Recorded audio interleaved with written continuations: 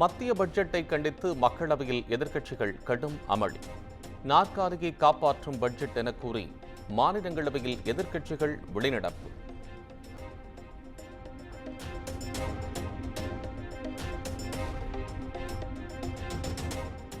மக்களவை தேர்தல் தோல்வி தொடர்பாக அதிமுக பொதுச் செயலாளர் எடப்பாடி பழனிசாமி தலைமையில் 2ஆம் கட்ட ஆலோசனை. காலை தேனி தொகுதி பொறுப்பாளர்களிடம் கருத்துக்களை கேட்ட நிலையில் மாலை 6 அணி நிர்வாகிகளுடன் ஆலோசனை.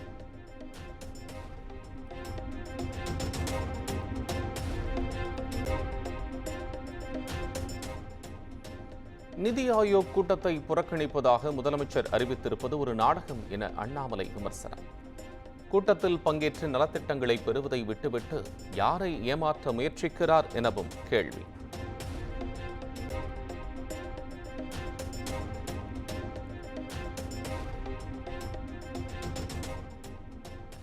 தமிழ்நாட்டில் 69% இடஒதுக்கீடு உச்சநீதிமன்றம் ரத்து செய்யும் ஆபத்து உள்ளது. அதிகாரம் இருந்து சாதிவாரி கணக்கெடுப்பை நடத்த முதலமைச்சர் மறுப்பதாகவும் அன்புமணி ராமதாஸ் குற்றச்சாட்டு.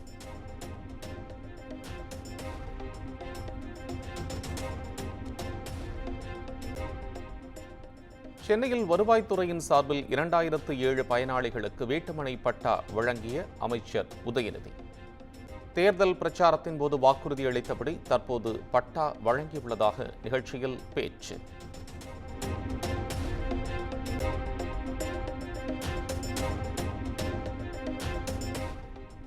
கல்வராயன் மலைப்பகுதி மக்கள் மேம்பாடு குறித்து முதலமைச்சர் நேரில் சென்று பார்வையிட வேண்டும்.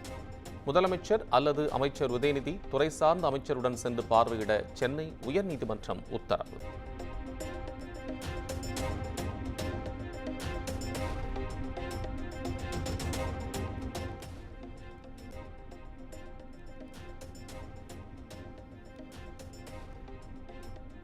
எல்லை தாண்டி மீன் பிடித்ததாக கைது செய்யப்பட்ட தமிழக மீனவர்களின் 22 பேரின் காவல் நீட்டிப்பு.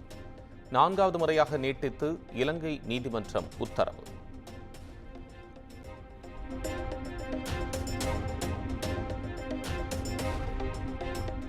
இலங்கை கடற்படையால் சிறைபிடிக்கப்பட்ட தமிழக மீனவர்களை விடுவிக்க நடவடிக்கை எடுக்க வேண்டும். மத்திய வெளியுறவுத்துறை அமைச்சர் ஜெய்சங்கருக்கு முதலமைச்சர் மு.க. ஸ்டாலின் கடிதம்.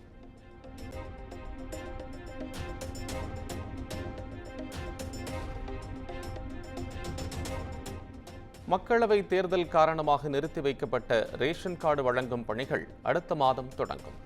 புதிய ரேஷன் ஸ்மார்ட் கார்டுகளுக்கு 2,80,000 பேர் விண்ணப்பித்துள்ளதாக தமிழக அரசு தகவல்.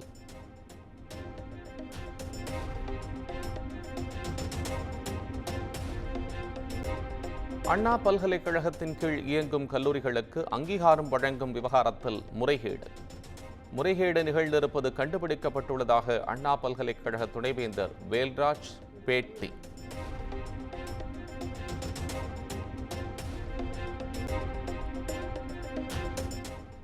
கள்ளக்குறிச்சி கள்ளச்சாராய வழக்கில் சிபிஐ விசாரணை கோரி தாக்கல் செய்யப்பட்ட வழக்குகள் ஒத்திவைப்பு.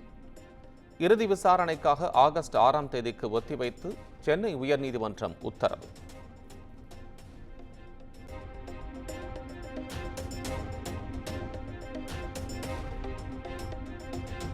நில மோசடி வழக்கு தொடர்பாக எம்.ஆர். விஜயபாஸ்கரிடம் நடத்தப்பட்ட சிபிசிஐடி போலீசாரின் விசாரணை நிறைவு. 2 நாள் காவல் நிறைவடைந்த நிலையில் கரூர் நீதிமன்றத்தில் ஆஜர்படுத்தப்பட்டார்.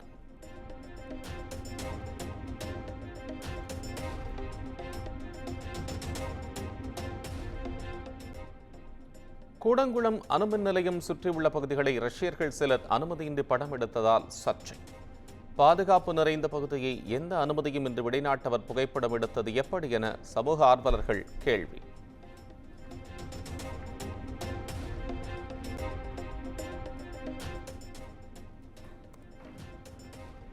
கரூரில் 7 லட்சம் ரூபாய் பெற்று சவுக்கு சங்கர் மோசடி செய்ததாக பிரியாணி கடை உரிமையாளர் தொடர்ந்த வழக்கு.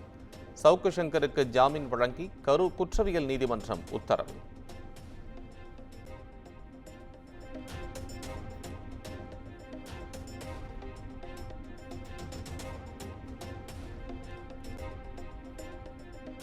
ஊராட்சி மன்ற அலுவலகத்திற்குள் புகுந்து ஆவணங்களை எரித்த நபர் மீது வழக்கு பதிவு செய்யாதது ஏன்? தேனி திருமால்புரம் ஊராட்சி அலுவலகத்திற்குள் புகுந்து எரித்த வழக்கில் உயர்நீதிமன்ற மதுரை கிளை சரமாரி கேள்வி.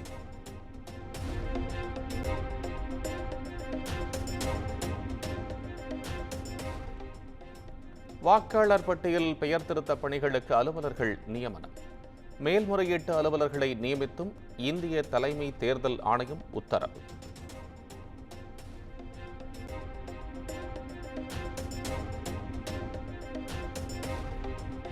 திருவண்ணாமலை கோயிலில் உள்ள அம்மனுக்கு ரேஷன் புடவை அணிவிக்கப்பட்டதால் சர்ச்சை.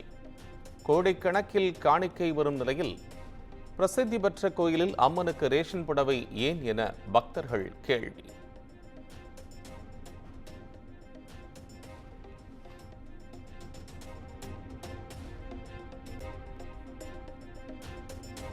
மதுரையில் பயணச்சீட்டு கட்டணத்தை தனது போனில் பெற்றதாக கூறி ஓட்டுநரை தாக்கிய பேருந்து நிறுவன அதிகாரிகள். ஓட்டுநர் தாக்கப்படும் வீடியோ வெளியானதால் பரபரப்பு.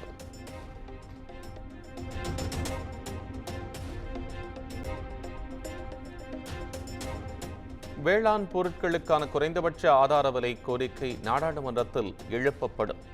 நாடாளுமன்றத்தில் விவசாய சங்க தலைவர்களை சந்தித்த பின் ராகுல் காந்தி பேட்டி.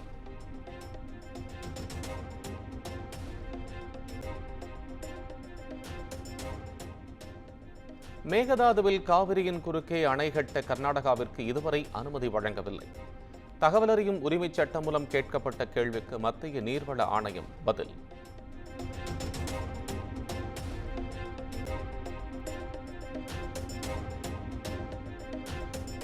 குஜராத்தின் கீரா அருவிகளில் கனமழையால் கடும் வெள்ளம்.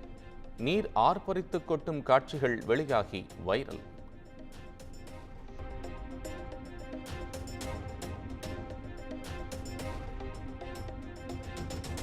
எத்தியோப்பியாவில் கனமழை காரணமாக ஏற்பட்ட நிலச்சரிவில் சிக்கி உயிரிழந்தவர்களின் எண்ணிக்கை 229ஆக உயர்வு. பலர் மாயமாகியுள்ள நிலையில் உயிரிழப்பு மேலும் அதிகரிக்கக்கூடும் என தகவல்.